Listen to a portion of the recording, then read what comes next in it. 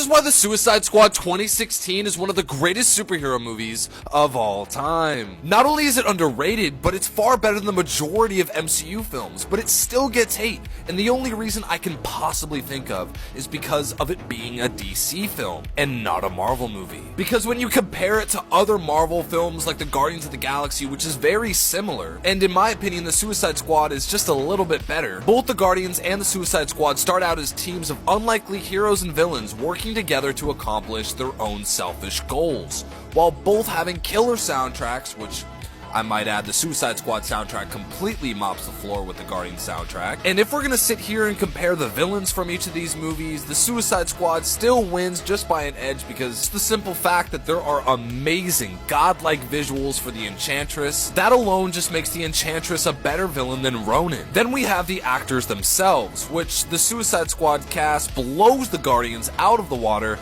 with Will Smith, Margot Robbie, Ben Affleck, Cara Delevingne, Jared Leto, and Viola Davis, and many more with notable performances. These characters, with the little time they are given, go on amazing arcs, learning to care for each other, learning to change, learning to grow, learning to let go of their past and unhealthy relationships. This film does all that while also expanding the DC universe and being a worthy sequel to BVS. And not to mention, this movie gave us one of the greatest Jokers ever put to screen with Jared Leto.